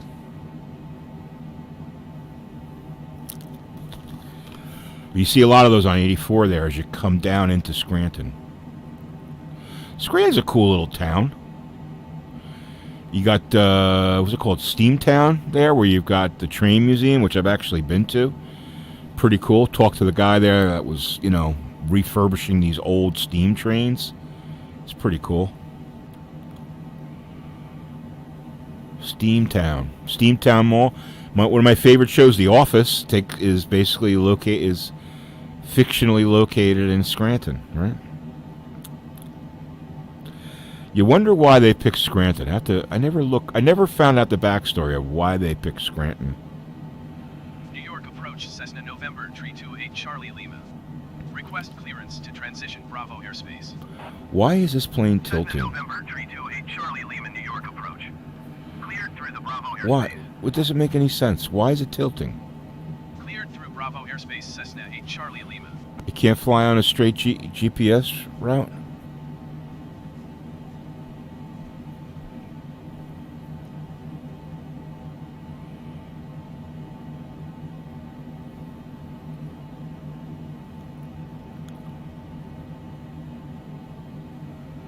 I'm trying to move her over closer to the Now let's see what it does. I just try to move it over to the magenta.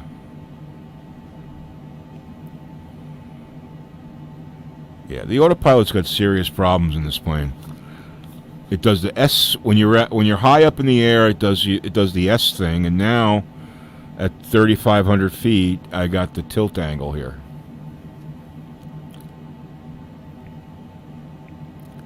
Oh well. I think I can see the Big Dipper. Yep. Look at that right there. That's the Big Dipper. I don't know if you guys can see it, but I can see Orion's belt. 1, 2, 3, right there. Maybe that's the Little Dipper, or that's probably the Little Dipper. Wonder why they called it a dipper and not pot. The big pot or the little pot. They call it the Dipper. Who said, oh, let's call that the Dipper? Because it's something you dip into something? I don't know, man. It's weird. Some astronomer called it the Dipper.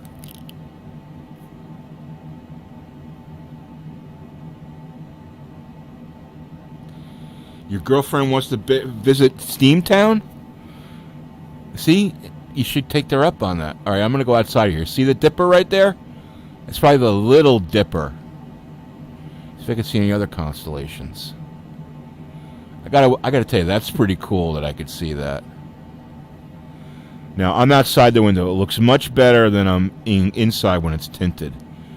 Outside looks much better. Look at that. That's cool. That's very cool. The glow of the lights on the ground. This is the time to fly, 6 p.m. When the golden hour.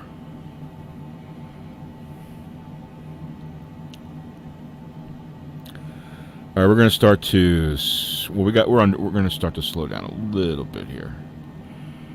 Focus on my landing.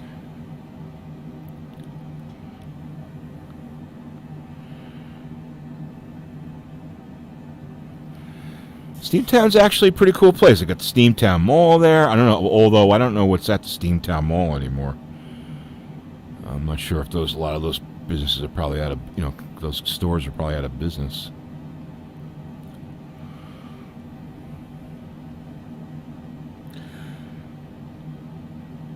All right, so 4 miles to pay me, and then I guess it's about 6 miles into LaGuardia from there, or something like that. That flashing light right there is probably Teterboro. Here we go again. Now we're tilting to the right. Or Teterboro is right below us. Let's go outside here. There's Teterboro. See it?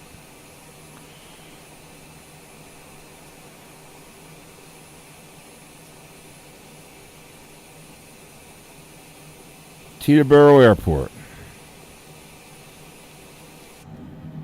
Flew out of there a few times. All right, there's our runway.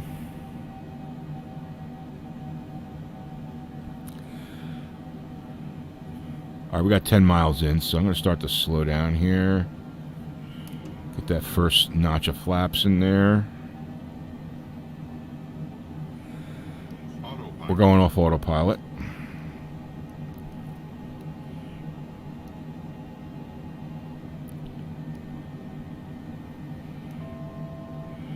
Get our trim set. We don't want it too high.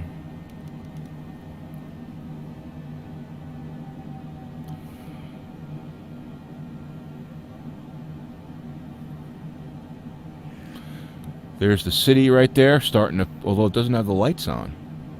None of the buildings have their lights on. How come?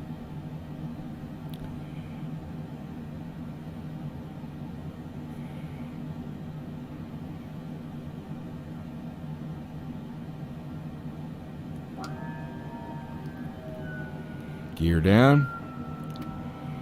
Flaps to the second position.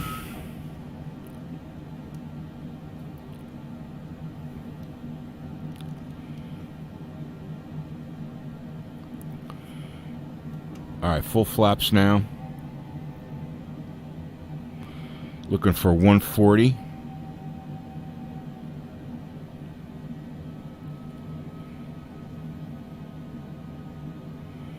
There's 150. It's right about where I want to keep it. 150, 150, 45, somewhere around there.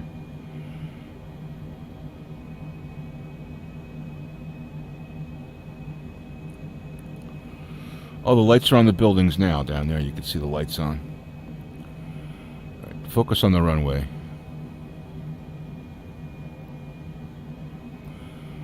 Holding 150. Got a. Ooh, look at that. A green navigation light just popped into the screen. You can see someone else coming in from the east.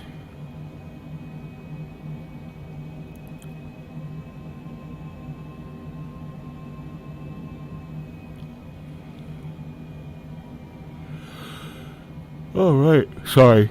Ooh, pardon me. Might be a helicopter. I don't know. 500.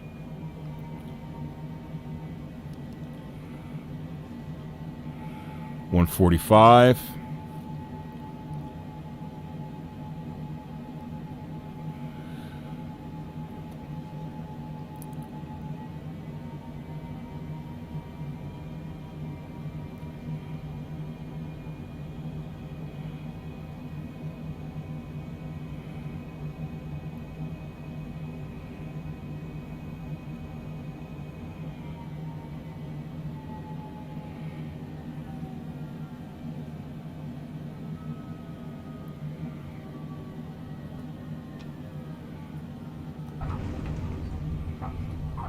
Oops.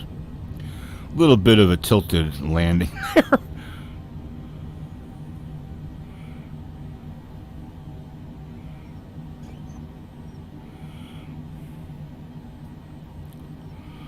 Follow the green.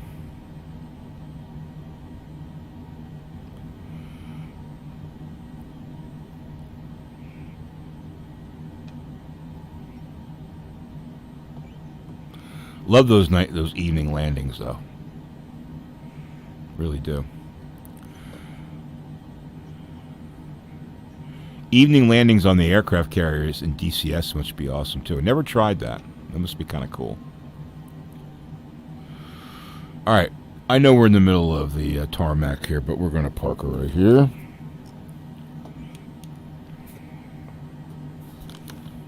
Get my brake is on.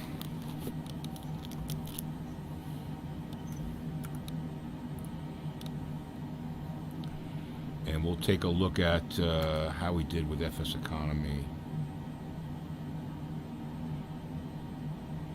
Extra flight suit, yeah. And where it depends, right? Hey Ryan, how you doing? All right, so let's check out FSEconomy here.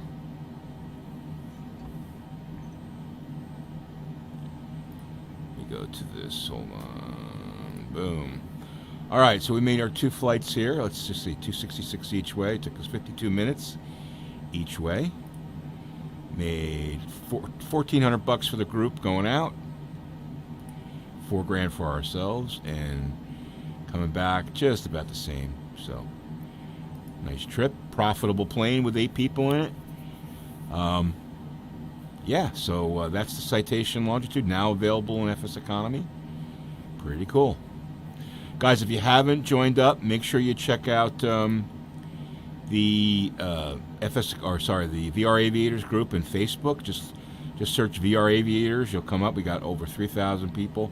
Belgiode and I are moderators on this, and we've started this probably three and a half years ago, something like that. 3,000 people. Lots of great information. If you want to learn about flying in VR, check it out. Okay, it's really some really good info there. All right, make sure you check that out. Oh, the other thing I wanted to mention was this. I found this video that if you're a Windows Mixed Reality user, you may want to check this out. I'll put a link in the chat. It's basically turning off when you use Windows Mixed Reality. Windows sets up another display in the display settings, and it really shouldn't do that. And this has a way to modify the registry so that it doesn't do that, and turn off some other things. And apparently it helps improvement. I haven't done testing on this, but it seems like the changes they made are pretty sensible. So let me just put this in the chat here. If you guys are interested, if you're using Windows Mixed Reality, check out this video. All right, it might help you. Okay. Yeah, almost 4 years, right? Exactly, almost 4 years. So yeah, make sure you check out VR Aviators group, and that's about going to do it for me today. I got to go do my Valentine's Day pickups for stuff I order for my wife and my daughter. So looking forward to that. And hey guys, I really appreciate you joining today. Thanks for the combination and for all the super chat donation from Bill. I appreciate that too. It's awesome. We'll be back next Saturday with another video. A stream. I may be doing a stream midstream. I've got this old Dell computer that I'm going to be cannibalizing to sell off parts on eBay. So I may do a live stream ripping that apart for like, PC desk workbench live stream. So if you guys are interested in that, I'll probably do that toward midweek, like Wednesday or Thursday evening, something like that. So look for that potentially. But yeah, guys, I really appreciate you guys joining today, and happy Valentine's Day to everyone. And if I don't see you on Wednesday or Thursday, we'll see you guys next week. Take care and have a great, great week. Take care.